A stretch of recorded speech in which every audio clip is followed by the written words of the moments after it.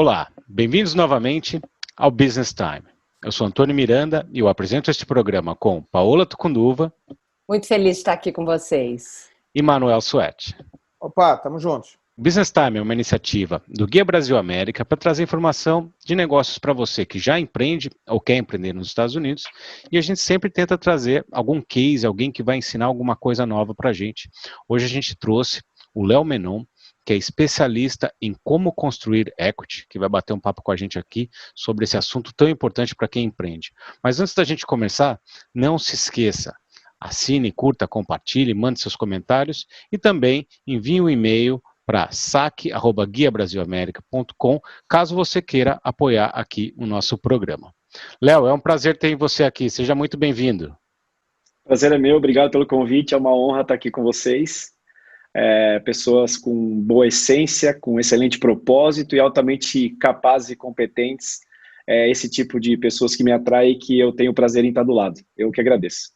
O Léo, pessoal, você vai entender daqui a pouquinho, ele é um especialista em construção de equity. O que é isso, né? Dentro das empresas. É algo extremamente importante que a gente gostaria que você aprendesse aí, entendesse ou soubesse um pouquinho mais, caso você sabe.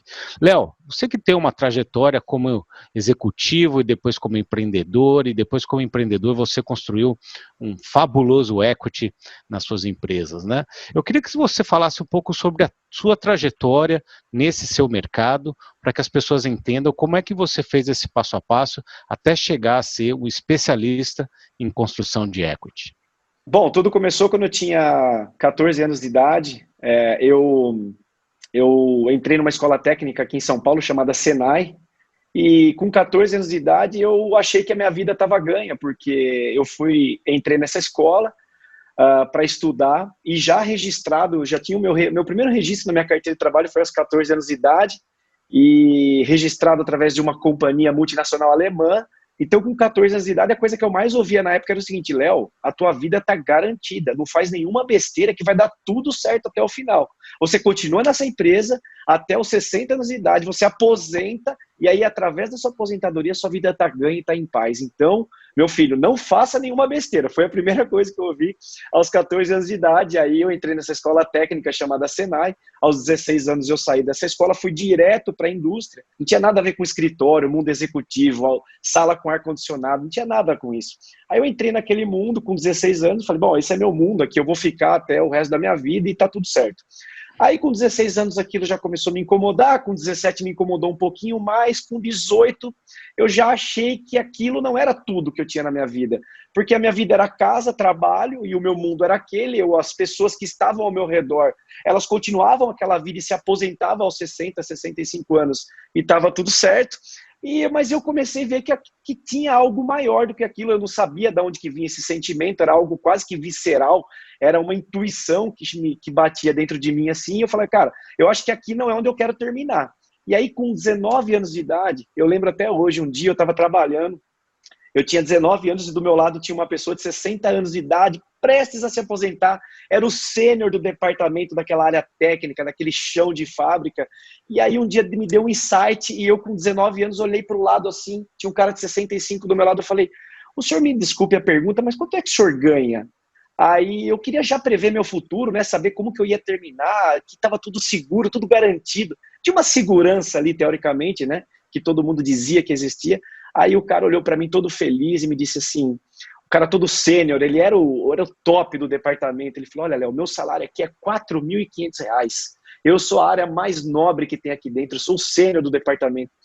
Aí naquele momento eu olhei 4.500, falei, obrigado, agradeci, parei assim, abaixei a cabeça, falei, meu Deus, é tudo que eu precisava ouvir, aqui é justamente onde eu não preciso ficar e não posso. O meu salário era 2.000 com 19 anos, o dele com 60 era 4.500. Eu falei, eu vou trabalhar 40 anos para ganhar de 2 a 4.500, tem alguma coisa muito errada aqui. Eu corri para os recursos humanos da companhia e pedi a conta, porque eu falei, aqui eu não posso ficar, eu não quero ficar minha vida inteira aqui para ganhar R$4.500 no final e aposentar pelo INSS. Aos 19 anos me deu uma intuição, algo visceral, que me tirou daquilo.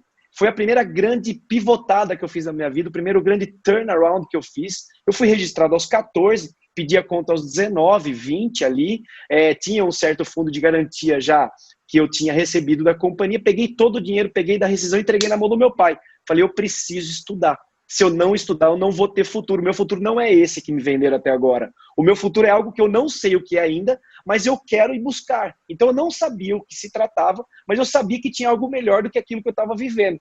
Então, com coragem, com visão de futuro e acreditando muito na minha intuição, eu pedi a conta, dei o dinheiro da rescisão do meu pai e não sabia o que ia fazer. Aí, depois de 1 ou 3 meses, eu descobri. Eu falei, olha, eu já tinha entrado na faculdade de administração e aí me veio outro estalo. Eu falei, se eu não falar inglês, eu não tenho futuro. Olhei para o lado e falei, pai, o dinheiro da rescisão está guardado? Ele falou, tá. Eu falei, pega tudo, compra uma passagem para Londres, eu preciso falar inglês. Que se eu não falar inglês, eu não vou ter futuro. E aí eu não posso falar inglês das escolas que a gente aprende aqui, porque sempre fica aquela coisa engasgada. Eu queria falar um inglês britânico, um inglês nativo. E aí eu peguei todo o dinheiro que eu tinha construído dos 14 aos 19, 20 anos, compramos a passagem, um curso de Londres de 1 ano numa escola internacional de idiomas, e lá eu fui estudar, sabendo o que aconteceria com o meu futuro? Obviamente que não, mas sabendo que no meu futuro ia ter coisa melhor do que eu estava vivendo. Então, assim, acreditando muito na minha intuição, fui para Londres, tive um dos melhores anos da minha vida, voltei com inglês fluente como um nativo. Quando eu cheguei no Brasil, o meu grande sonho era o quê? Era ser executivo, porque o meu pai era executivo. Então, enquanto eu era ali, trabalhava no chão de fábrica dos 14 aos 19, o meu pai, que trabalhava na mesma empresa, tinha uma sala com ar-condicionado, trabalhava de terno e gravata, e ele ia almoçar no restaurante ali dos executivos, enquanto eu almoçava no restaurante com 1000 empregados. Falei, cara, não é possível que eu vou terminar aqui, tem algo melhor que eu não estou enxergando ainda, mas eu tenho certeza que tem. Voltei de Londres, realizei o meu primeiro grande sonho. Bom, o segundo, né? O primeiro grande sonho foi aos 14 anos, registrado com carteira assinada. Naquela época, ter um registro em carteira assinada aos 14 anos era algo nobre. Toda mãe queria que um filho tivesse uma carteira registrada, porque aquilo praticamente selava o futuro da pessoa. Então, com 14 anos, eu achei que a minha vida estava ganha. Mas eu cheguei à conclusão de que não, ainda não era o meu ápice. E aí, eu, com essa minha intuição, fui buscar algo novo em Londres. Quando eu voltei, aos 21 anos, eu encontrei o meu primeiro emprego como executivo. E ali eu realizei o meu segundo grande sonho. Falei, cara, cheguei no topo, cheguei no teto, porque agora eu sou um executivo, eu tô com 21 anos, falo inglês fluente e minha vida tá ganha. Eu vou trabalhar agora até o resto da vida aqui para eu ter a qualidade de vida que eu espero. Aí, com 21 anos, eu trabalhei dos 21 aos 28 anos em diferentes empresas. Ora estava feliz, ora não. Ora as coisas davam certo, ora não. Entendo que isso foi um período de aprendizado. E aos 28 anos eu fui contratado pela empresa que viria a ser a empresa que eu mais amei em trabalhar em toda a minha vida como executivo, que é a Transitions Optical. É uma empresa do segmento óptico, uma empresa inclusive americana, daí onde vocês estão, líder mundial em vendas de lentes fotossensíveis. Ali eu entrei como gerente nacional de vendas. Imagina, eu era industrial do Senai e depois eu estava ali como gerente nacional de vendas de uma multinacional americana, falando em inglês com o presidente mundial da empresa nos Estados Unidos. Cara, bati no teto, né? Então, toda hora que eu achava que eu tinha batido no teto, isso que é legal, porque quando a gente persegue algo e que a gente teoricamente bate no teto, o legal de chegar lá é porque você descobre que você não chegou lá. Você descobre que tem mais coisa ainda para fazer. Então, enquanto você não chega lá, você fica naquela roda patinando, não evolui. E o que é legal de chegar lá? O legal de chegar lá é quando você chega lá, você fala, pô, eu não cheguei lá, tem mais coisa para fazer. O Stephen Covey, que escreveu o livro 7 Hábitos das Pessoas Altamente Eficazes, ele faz uma analogia que me lembrou exatamente isso que você falou. A vida é como escalar uma montanha. Você olha para cima e vê um pico, e mira naquele pico e vai. Quando você chega naquele pico, você descobre que a montanha continua subindo, que tem um outro pico. E aí você continua nesse rumo. Eu acho que o que você trouxe é exatamente isso, que é a beleza, né, da vida. Mas aí, então, eu queria que você continuasse contando essa trajetória na Transition e depois por que você resolveu empreender. Tá. É justamente isso que está o segredo da vida, é você se reinventar a todo momento, é você não estagnar e ficar parado, né? Então eu fui me reinventando, intuitivamente, mas eu fui me reinventando, era algo que batia dentro de mim, eu precisava me reinventar. Aos 28 eu entrei na Transitions e fiquei no mercado óptico dos 28 aos 35 anos, muito feliz. Foi um dos melhores períodos profissionais da minha vida, porque o mercado óptico me acolheu, é um mercado que eu amo, as coisas deram tudo certo, eu alcancei resultados exponenciais, eu me tornei gerente nacional de vendas, depois eu me tornei diretor de vendas de uma companhia multinacional italiana, depois eu me tornei CEO de uma companhia europeia aos 35 anos. Aí imagina, aquele garoto de 14 anos com carteira assinada no Senai, 35, era CEO de uma multinacional europeia. Eu falei, meu Deus, eu cheguei no topo de novo. Mas aí eu descobri que eu não tinha chegado de novo, porque a gente nunca chega. A graça da vida é chegar e descobrir que não chegou. E aí, com 35 anos, na posição de CEO, eu estava um pouco desconfortável com o que estava acontecendo, com algumas coisas que haviam me prometido e não haviam cumprido, então eu não estava muito confortável, e aí eu estava num momento assim de introspecção muito forte. E nesse momento eu encontrei um amigo que falou assim para mim, Léo, eu acho que tem alguma coisa maior a ser feito. Aí a gente nunca sabe o que tem de maior a ser feito no dia de amanhã, mas a gente tem que acreditar que vai ser algo muito maior que pode ser feito. Às vezes as pessoas analisam planilhas e planilhas e planilhas para entrar no negócio e esquecem que a intuição faz parte da decisão. Esquecem que o feeling, tudo que você construiu durante a sua vida também faz parte, tem que ser colocado na mesa. A decisão não é só através de uma planilha de Excel. E foi aí que, aos 35 anos, eu deixei de ser CEO de uma empresa multinacional europeia e assumi o desafio de empreender, coisa que eu nunca tinha feito na vida ainda. Inclusive, fazer coisas novas que eu nunca tinha feito na vida ainda, eu acho que é uma das minhas especialidades, né? Que eu venho pivotando minha vida e fazendo turnaround na minha vida ao longo da minha vida, desde os meus 14 anos. E aí, com 35 anos, esse amigo me falou, olha, vai empreender. Você já foi CEO, já foi executivo a vida inteira. Por que você não vai empreender? Vai olhar o outro lado da moeda. Vai entender como que empreendedor sente a dor de ser dono. Aí eu achei muito interessante essa frase. Eu falei, bom, eu tenho a dor de ser executivo. Eu sei analisar um DRE sendo executivo. Agora, eu não sei analisar um DRE sendo dono. Porque quando você analisa um DRE sendo executivo, por pior que seja o resultado, por mais que você perca seu bônus, que você tome uma bronca do seu chefe, mas não é o teu dinheiro que está ali direto, tomando risco direto. Agora, quando você é dono e você olha um DRE e na última linha você tem um resultado negativo, aí não tem quem te acuda, porque aí é só você. E aí o risco é muito grande, a dor é outra, o sono muda. Então, assim, você entra numa outra fase completamente diferente da vida. Aí, com 35, aceitei, eu deixei a posição de CEO, que eu achei que eu estava no topo, falando inglês fluente, CEO em São Paulo. Tinha 18 salários por ano. Eu tinha carro da empresa, pra você ter uma ideia, nem gasolina eu colocava no carro, assim, eu tinha plano de saúde no Einstein, era uma coisa que todo CEO tem. Aí eu abandonei o cargo de CEO, entendi, ali eu já tinha também dentro de mim algo que me dizia, Léo, vai buscar coisa nova porque tem algo que você ainda não viu e que você pode construir.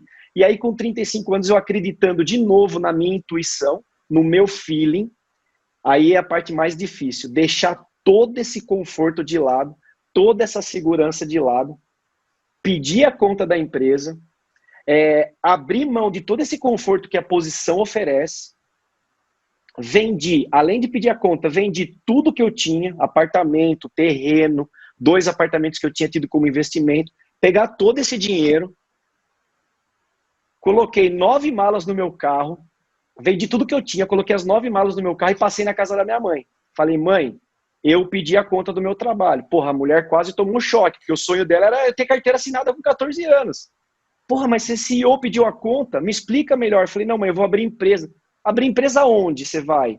Eu falei, eu vou abrir em Florianópolis. Mas quem você conhece lá? Eu falei, mãe, não conheço ninguém. Eu tenho um amigo em Florianópolis que eu fiz durante a minha vida inteira, mas eu conhecia praticamente ninguém em Florianópolis. Aí ela falou, meu Deus do céu, o que você está aprontando? E o seu apartamento? Eu falei, está vendido. E o teu emprego? Eu falei, pedi a conta. Onde que é a empresa? Em Florianópolis. Na verdade, ela não entendeu nada, né? Aí a primeira pergunta, depois dela tomar um choque, foi, meu filho, você tem plano de saúde? Pergunta de mãe, né? Você tem plano de saúde? Eu falei, mãe, também não tenho, mas vai dar tudo certo, fica tranquila. Aí me despedi da minha mãe ali, tava com, eu lembro até hoje, como se fosse hoje, meu carro parado na frente da casa dela, tinha 9 malas no carro, o meu banco ele ficava para frente, porque nem cabia eu no carro direito, tudo vendido e de novo pivotando a minha vida, deixando tudo para trás e dirigi 10 horas de São Paulo, Jundiaí, que é minha cidade natal, dirigi 10 horas daqui até Florianópolis, cheguei lá, entrei no hotel com 9 malas do carro, abri a janela do hotel, falei, e agora, com quem eu converso? E o engraçado de tudo isso, que vale um parênteses muito importante, é que esse projeto das Óticas Carol de Florianópolis, que eu assumi esse desafio, ele já tinha passado na mão de um grande empresário da cidade de Florianópolis, um cara muito rico e muito competente e muito capaz, que pegou esse projeto na mão para analisar, para ele abrir as lojas da Carol em Florianópolis. E esse cara entregou esse projeto para um diretor financeiro, e o diretor financeiro fez 1 milhão de contas e devolveu para o cara, falou, olha, não assume esse projeto que ele não vai dar certo. E Óticas Carol em Florianópolis não vai dar certo, devolve. Esse cara pegou o projeto e devolveu para o presidente da empresa. Esse presidente da empresa é meu amigo até hoje. Aí o presidente da empresa, começando, a Carol na época tinha 300 lojas, hoje tem 1.300. Você nem consegue abrir Carol direito, tá igual o Boticário, né? Você tenta abrir, não dá. A praça tá toda ocupada. Na época tinha 300 lojas, ninguém acreditava na empresa. Mas eu acreditava no meu amigo que lá estava, porque eu acreditava na capacidade de gestão dele. Então eu também apostei nisso, apostei na capacidade que eu tinha do mercado óptico, eu já tinha 7 anos trabalhado no mercado óptico. Bom, e fui para Floripa. Você vai continuar a história, porque a história é cativante, mas também abrindo um parênteses aqui, gera vários déjà vus na gente aqui, né? E eu acho que quem está assistindo a gente também, né? Porque quantos de nós, né? Eu vivi uma experiência parecida, o Antônio quando veio para o Brasil, a Paola também, nas pivotadas que ela deu na vida dela, e muita gente que está assistindo a gente. Essa coragem, essa percepção de que você chegou no teto e você ali sente alguma coisa, tem essa intuição de fazer alguma outra coisa, isso é extremamente importante. Mas, por outro lado, da onde vinha essa força, né? De onde vinha essa coragem? Justamente nessa questão da visão, né? De você olhar para frente e entender que tem algo muito maior. Você, quando assumiu, quando teve essa coragem, vendeu tudo, foi para um local totalmente desconhecido, quer dizer, saiu totalmente da tua área de conforto, você imaginava que você poderia, por exemplo, ter chegado a um processo de vender a tua empresa 2 vezes e levantar o equity, tudo que você vai contar para a gente agora, mas você já tinha claro isso, de que esse era o caminho, ou seja, havia por trás dessa tua intuição um como fazer, como chegar lá, e é isso que te motivou a voltar do zero, arregaçar as mangas e fazer tudo de volta no processo de construção de equity da Carol? Eu acho que esse sentimento ele não veio na data zero. Enquanto eu era executivo dos 28 aos 35 anos, eu vi algumas pessoas fazendo isso e aquilo ficou guardado no meu subconsciente. E aí eu vou conectar essa informação que ficou guardada no meu subconsciente, porque eu vi um colega meu fazendo isso, ele trouxe uma empresa do Japão, ele construiu o valor para essa empresa, depois ele vendeu essa empresa para os japoneses. Eu falei, o que esse cara fez que eu não sei? Aí começo a me perguntar de novo.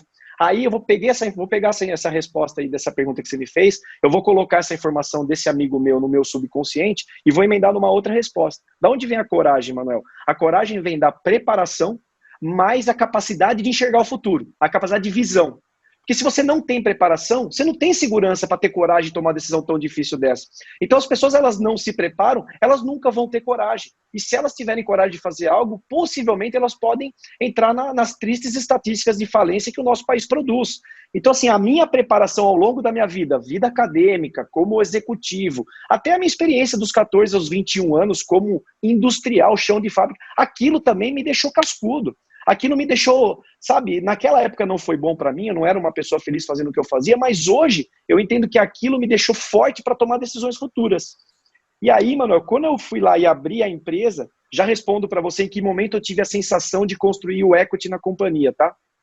Só terminando a história antes, que é interessante, aquela pessoa que pegou o projeto da Carol e negou, devolveu para o presidente na época que a empresa tinha 300 lojas, Paola, ele falou, não, por favor, aceita o projeto, eu estou começando como presidente da empresa agora, eu preciso de bons franqueados, você vai fazer um excelente trabalho em Floripa. Aí o cara pegou o projeto de novo, falou, olha, tudo bem, eu vou analisar pela segunda vez.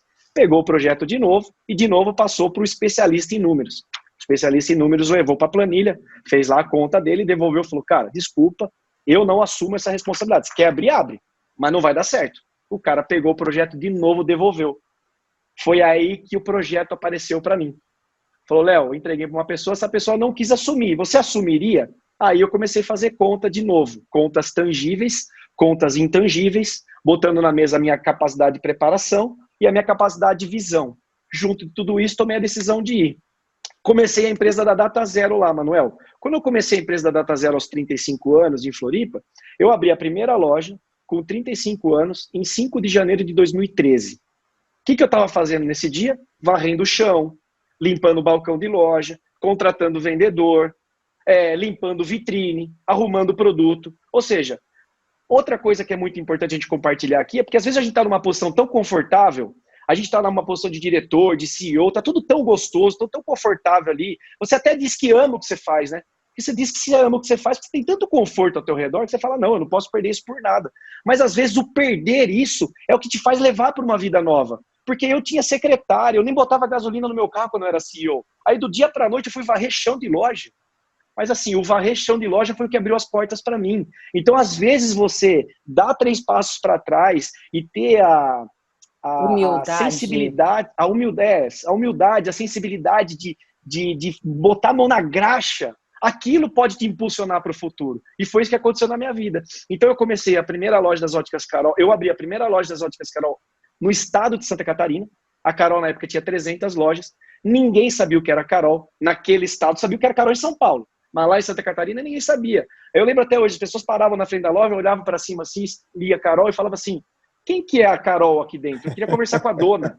Era assim, ninguém sabia o que era uma rede. Hoje a Óticas Carol é um fenômeno. Mas na época tinha que ter coragem. Aí, com 35 anos, abri uma loja. A hora que eu vi, já estava com 10 lojas.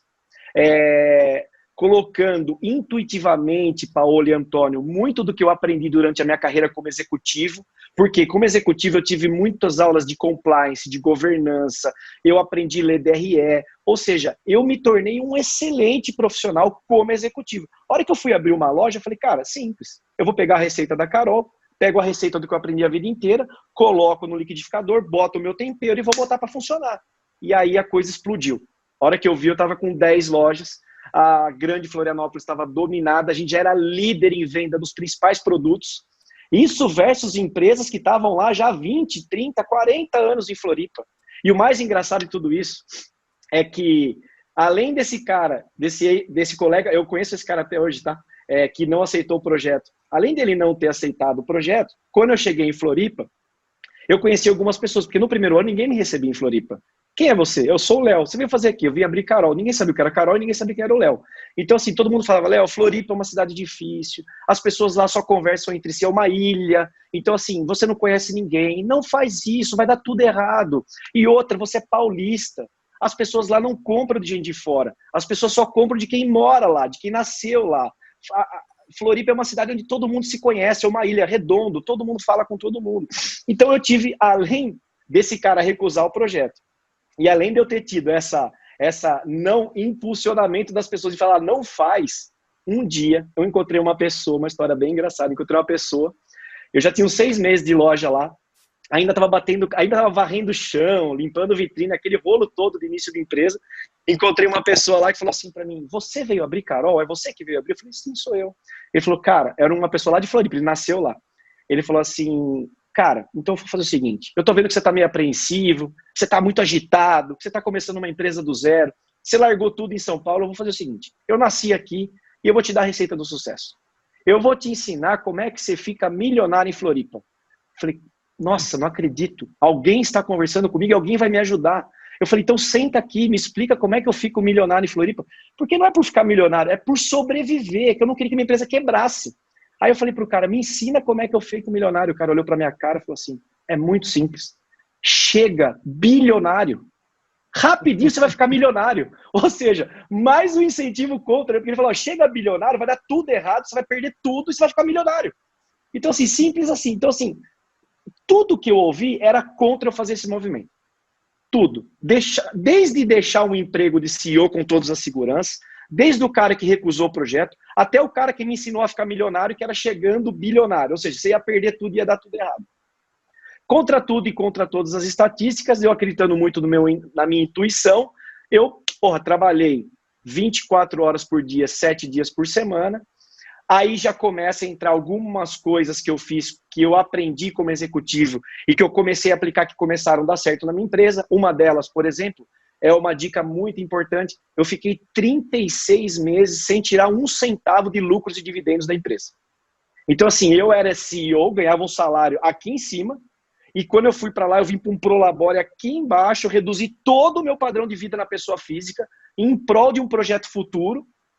E eu cheguei lá com 4 vezes menos padrão de vida do que eu tinha e já ciente que eu ia ficar 3 anos sem retirar um centavo da empresa.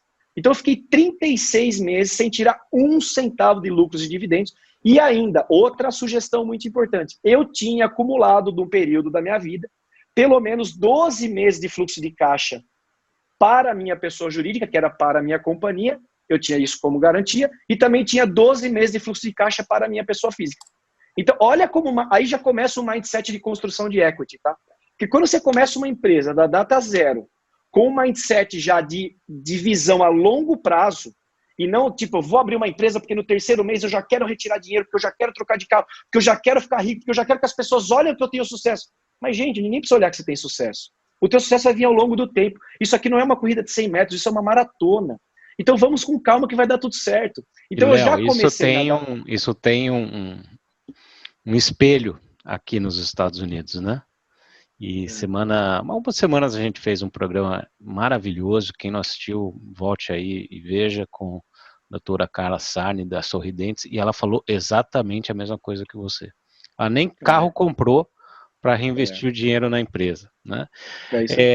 Então você começou a desenvolver a sua fórmula de geração de equity. Você percebeu nesse momento que era mais importante, ao invés de pegar o lucro, né, e esbanjar esse dinheiro por aí, era melhor reinvestir na sua empresa, né? Queria que você falasse um pouco sobre esse método. Por que é importante, no começo, continuar adubando ali a plantinha para ela realmente chegar no ponto de geração de equity? Pô, essa pergunta é excelente e vou te dar um gatilho muito legal de em que momento que eu tive de novo essa disrupção na minha vida, porque minha vida é engraçado, e se eu puder passar alguma coisa para as pessoas é o seguinte: alcance o teu ápice, porque é lá que você vai entender que não é o teu lugar ainda, que depois você vai encontrar, que foi o que a Paola acabou de dizer também. Antônio, você sabe que momento eu descobri que eu podia construir equity para a empresa? Foi no melhor momento da empresa. Foi quando eu já tinha, acho que eu tive empresa lá há 5 ou 6 anos. Foi acho que do 2º para o 3º ano, do 3º ano para o 4º, que a empresa explodiu. E eu nunca tirei tanto dinheiro igual eu estava tirando na minha vida, igual eu estava tirando lá na empresa. E nesse momento que eu comecei a tirar o dinheiro que eu nunca tinha tirado na minha vida, que eu falei, meu Deus, eu posso ter acesso a isso. Eu já ganhava, aí esse dinheiro já era 3 ou 4 vezes mais do que eu recebia como CEO. Então imagina, eu era CEO, trouxe a 4 vezes abaixo, depois na hora que a empresa explodiu eu fui 4 vezes acima. Olha o quanto é importante esse 2 passos para trás para depois impulsionar para frente. Aí, Antônio, foi justamente nesse momento que eu comecei a ter a possibilidade de tirar tudo que a empresa dava, que eu falei que eu teoricamente estava de novo no topo. Eu falei, cara, tem alguma coisa errada aqui. Eu estou tirando muito dinheiro da empresa, e se eu continuar fazendo isso, eu posso levar a empresa à falência, ou eu posso enfraquecer minha companhia. Aí veio o clique. Eu falei, não posso fazer isso. Então eu preciso tirar menos dinheiro da empresa, fortalecer a companhia. E aí eu lembrei intuitivamente daquele amigo meu que tinha construído companhia lá atrás e tinha vendido. E aí intuitivamente eu falei, me perguntei de novo, lembra da pergunta que eu fiz pro cara de 60 anos do meu lado? De novo eu me fiz uma pergunta que mudou minha vida. Eu falei, mas será que a retirada de lucros e dividendos é o maior dinheiro que eu vou poder acumular em toda a minha vida? E me fiz essa pergunta mudou minha vida, porque a partir daí eu falei, vou estudar. E quando eu fui estudar, eu comecei a entender que maior do que o dinheiro de lucros e dividendos que você pode tirar ao longo da história da tua empresa, é o dinheiro de quanto a tua empresa pode valer. Isso é o mais importante. Aí que está o grande gatilho. Então foi no momento que eu podia tirar tudo, que eu falei que eu dei um passo para trás, falei, opa, tem alguma coisa errada, e falei assim, vou estudar. E aí eu fui estudar e eu encontrei a seguinte, e eu nos meus estudos, eu cheguei à seguinte percepção. Eu falei, olha, o quanto a minha empresa pode valer é muito maior do que o quanto eu posso tirar de lucros e dividendos ao longo da história da minha empresa. Aí eu falei, pronto, tá na hora de pivotar tudo de novo. E aí eu resolvi pivotar tudo de novo, recolher, não tirar tudo que a empresa dava e reinvestir tudo na companhia. Eu já tinha feito isso nos 3 primeiros anos, lembra? Então aí que tá, aí uns gatilhos que fazem a coisa começar a dar certo, né? Durante 3 anos eu não tirei um centavo. Eu já entrei na empresa com fluxo de caixa na pessoa física e o fluxo de caixa na pessoa jurídica de pelo menos 12 meses. Isso é um grande gatilho para os negócios darem certo. Depois, quando a partir do terceiro ano que a empresa começou a explodir, e eu tive acesso àquele dinheiro, do terceiro para o quarto, do quarto para o quinto, que eu comecei a ter acesso ao dinheiro que eu nunca tive, eu falei, opa, agora que eu cheguei onde eu queria chegar, que eu sonhei isso a vida inteira, eu não posso mais fazer, porque tem alguma coisa errada aqui. Mas eu não sabia o que tinha de errado. De novo, eu segui a minha intuição. De novo, eu segui o meu feeling. Falei, tem alguma coisa errada aqui. Dei 2 passos para trás, deixei o dinheiro parado e comecei a falar, o que tem de maior? Aí eu descobri que maior do que lucros e dividendos é quanto a empresa podia valer. E aí eu comecei a construir esse valor para a companhia. Mas então, equity, né? É quanto a sua empresa vale. Principalmente no momento que você consegue vender, porque às vezes tem gente que acha que a empresa vale muito, mas ninguém está disposto a pagar aquele valor, então não tem essa equity todo. Eu só queria entender, vamos dizer, pela minha experiência, um dos pontos mais importantes na valorização da sua empresa é faturamento e resultado, e o lucro dessa empresa. Então, quer dizer, basta crescer a empresa em termos de faturamento e de lucro, só fizer isso, eu estou construindo equity na minha empresa? Excelente pergunta, porque eu passei a minha vida como executivo analisando faturamento bruto, lucro líquido. Não é só isso. Aí que está o grande gancho. Tem um negócio dentro da empresa que é construído diariamente, que é invisível e que os empreendedores às vezes não olham e tem que ser medido diariamente, que é isso que vai fazer a sua empresa ser líquida, a sua empresa ter liquidez ali na frente. Porque igual você falou, Paula, não basta você ter uma empresa que você acha que vale milhões, mas você tem uma empresa que não tem liquidez. Então você não tem milhões, você acha que tem, mas não tem. Aquele dinheiro ele não existe para você. E o que acontece? Tem um negócio que chama passivo. O passivo é um inimigo invisível que ele todo dia ele vai lá e come um pouquinho da tua empresa, todo dia ele vai lá e se constrói um pouco, todo dia ele vai lá e aumenta. E se você não olhar e não medir, se você está criando passivo diariamente na tua companhia, um dia a tua companhia pode estar valendo muito, mas na hora que você piscar e abrir o olho, você tem tanto passivo acumulado ao mesmo tempo, que o passivo que você tem invalida todo o valor que você construiu, mesmo faturando bastante. Então, faturar não basta, porque você pode estar faturando bastante e pode estar criando um passivo trabalhista que ele é tão grande quanto a capacidade, quanto sua empresa pode valer. Então, tem alguns indicadores. Só importante, para quem não entende, passivo são as dívidas que você tem. Você tem dívidas que são visíveis, parcelamentos, financiamentos, e você tem dívidas invisíveis, como o passivo trabalhista que ele falou. Se você parar a sua empresa, tiver que demitir todo mundo, além dos riscos de reclamação trabalhista, na hora de fazer a avaliação da empresa, as pessoas vão fazer as contas desse passivo e vão diminuir do valor da empresa, né? Continua aí, vai lá, Léo. Então, esse equilíbrio que você acabou de explicar, ele é fundamental, porque assim, eu tenho uma frase que eu uso assim, quanto mais passivo se cria, menos a companhia vale. Quanto menos passivo se cria, mais a companhia vale. Óbvio que tem alguns gatilhos a serem aplicados juntos dessa construção que vão fazer a tua empresa valer mais e ter liquidez. Mas uma coisa que as pessoas não olham e que eu converso com empresários, amigos que estão ao meu lado, eu falo assim, você mede os passivos da tua companhia?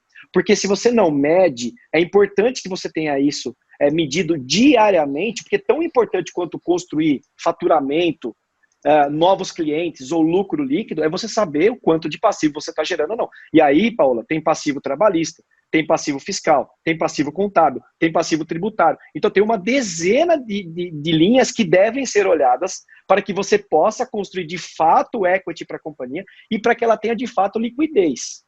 Tá? Então foi isso que eu fiz. Agora, como é que eu não construí passivo? Lembra que eu fui executivo dos 28 aos 35? Como executivo e CEO de multinacional americana e europeia, cara, os caras eram loucos em cima de mim, né? Não podia fazer nada de errado. Então a linha do budget tinha que bater, a gente tinha aula de compliance, como que a gente conversa com o concorrente, como que a gente se fala no mercado, relações com clientes, o que podia e o que não podia. Então, durante a minha carreira, eu construí tanto essa sensação de compliance correto que eu apliquei na minha empresa. Então, intuitivamente, ali dentro da minha empresa na Data Zero, eu já estava meio que construindo ali o equity dela ou tornando a minha empresa líquida, vamos dizer assim. Ô, Léo, e aí eu tinha certeza de que esse papo ia fluir desse jeito, e a gente ainda tem muito o que falar, mas eu queria falar um pouco de futuro agora, tá? Porque as dicas que você deu, elas são muito, muito, muito aplicáveis, não só para quem é empresário, está vindo a gente no Brasil hoje, e está se perguntando, como você se perguntou, será que eu estou nesse ápice tirando e qual é esse valor? Como é que eu estou olhando a questão do passivo, do real valor? E você explicou uma coisa que eu acho que é muito difícil. Eu que estou empreendendo aqui nos Estados Unidos, numa área de startup. Por que as startups valem tanto na questão de valor de equity? Porque elas não têm passivo. É algo futuro que você está vendendo, né? Você construiu equity em economia real, mostrando ali no número. A tua empresa você valeu por... Né, você vendeu ela para um multiplicador de geração de caixa, de EBITDA, muito maior. Então, o desafio de fazer isso na economia real é muito grande. Olhando um pouco para frente, porque a gente acha que vai continuar esse papo num outro dia, eu tenho certeza, inclusive eu queria que as pessoas depois também pudessem saber como é que elas conseguem absorver mais essas técnicas do Léo, né? Quando você olha para frente, quer dizer, qual é a tua visão, qual é a tua missão hoje, que você já fez uma saída, 2 vezes saídas estratégicas, né? E hoje você está cada vez mais buscando essa autoridade na área de equity, aí no Brasil, obviamente, também podendo ajudar empresários aqui nos Estados Unidos. Qual é a tua visão, qual é a tua missão nesse intuito de ajudar empresários para que possam ter esse mindset e olhar para esse negócio de uma forma muito mais sobre valor, menos sobre apenas na questão do lucro? Qual é a tua missão hoje nessa empreitada nova que você tem?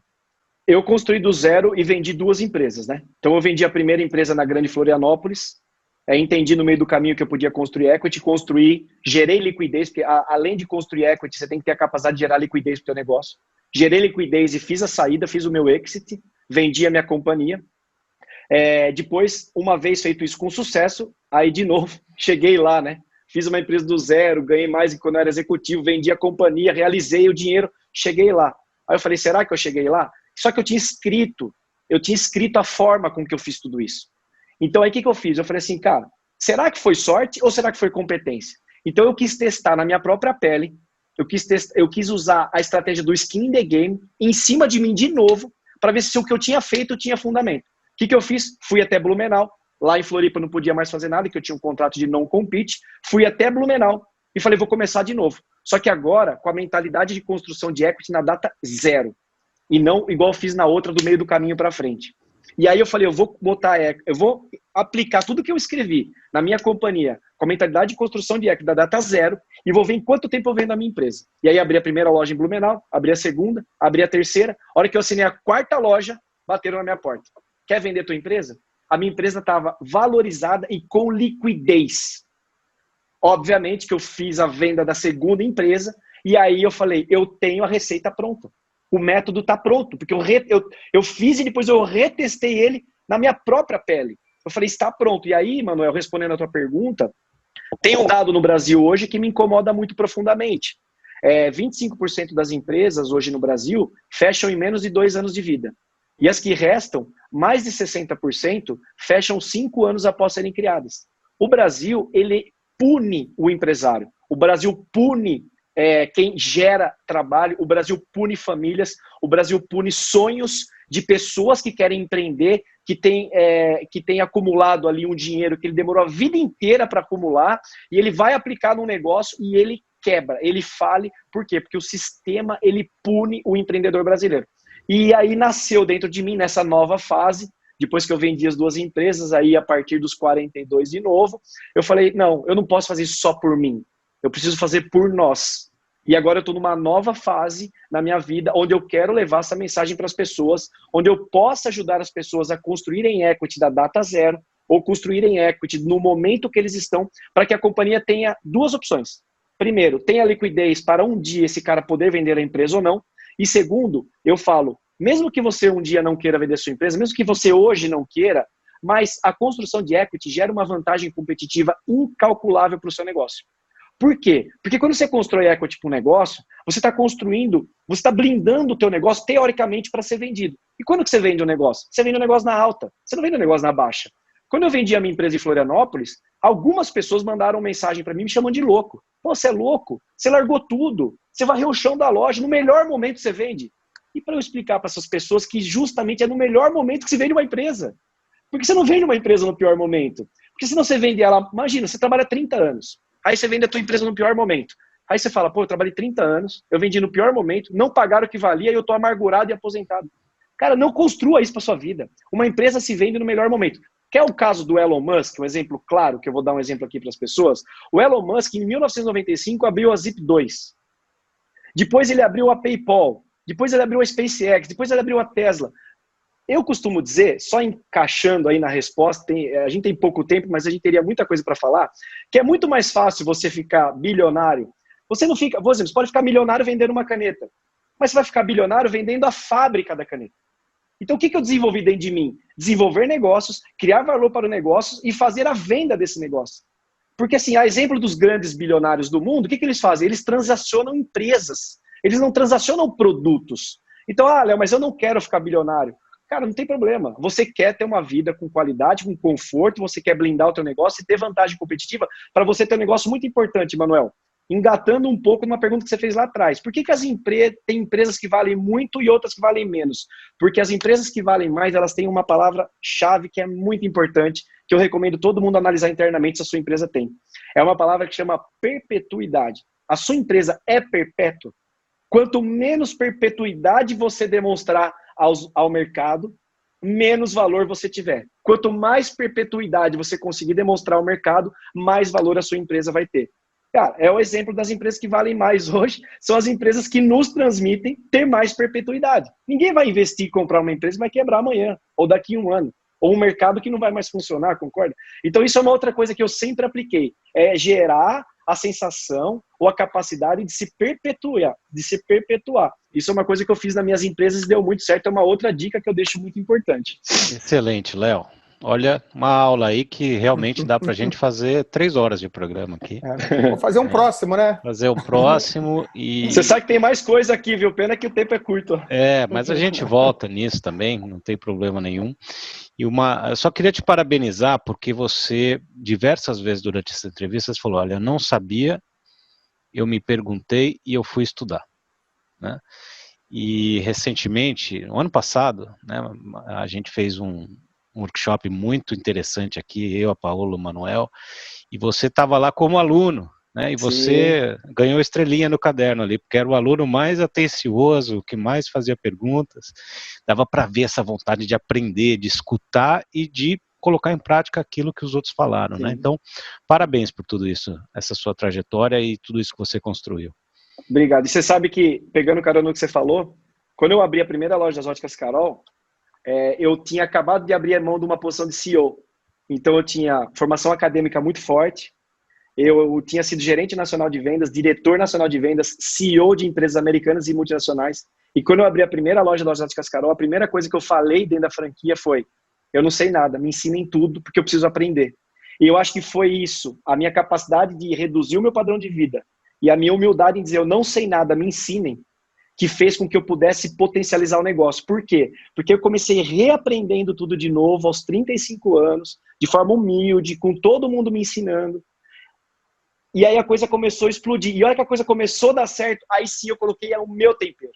Aí a hora que eu estava seguro, que eu aprendi e que eu estava aplicando a coisa certa, eu coloquei o meu tempero. A hora que eu coloquei o meu tempero, a coisa, pum, foi embora. E aí no meio do caminho eu descobri a palavra mágica chamada equity, criei liquidez para o negócio, fiz a saída e um mandado muito importante. Por que vender uma empresa?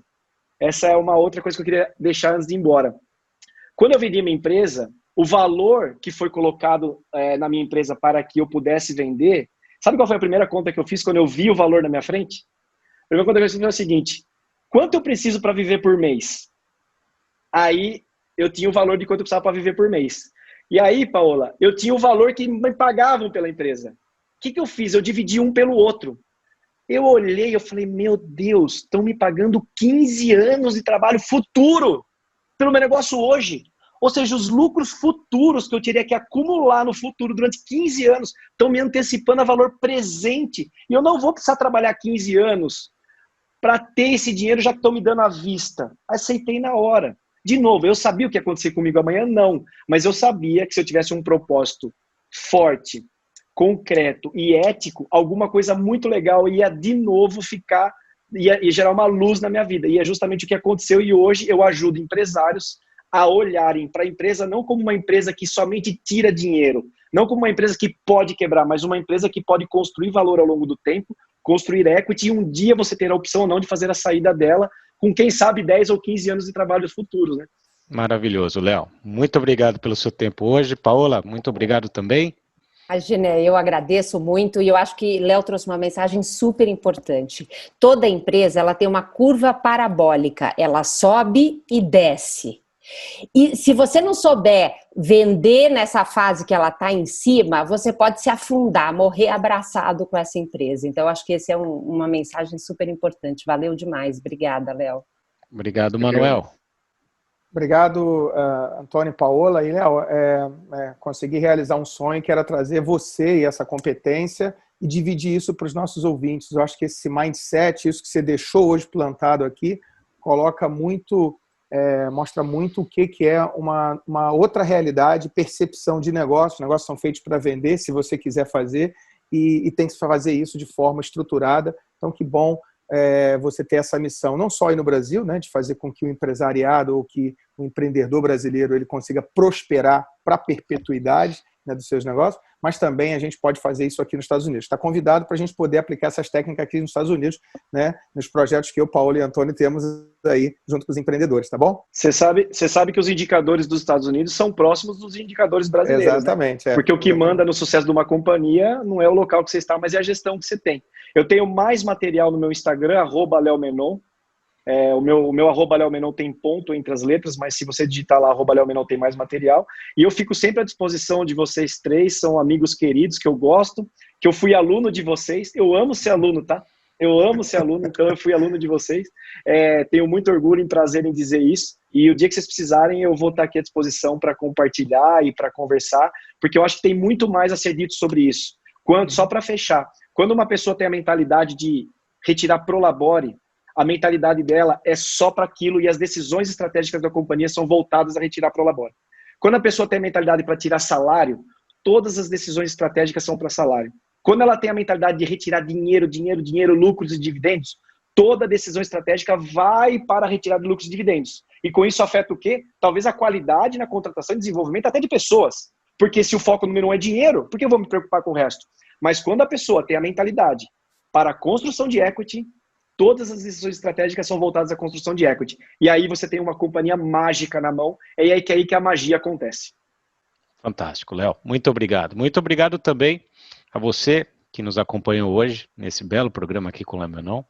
Fique com a gente. Até a próxima semana em mais um programa Business Time. Até lá.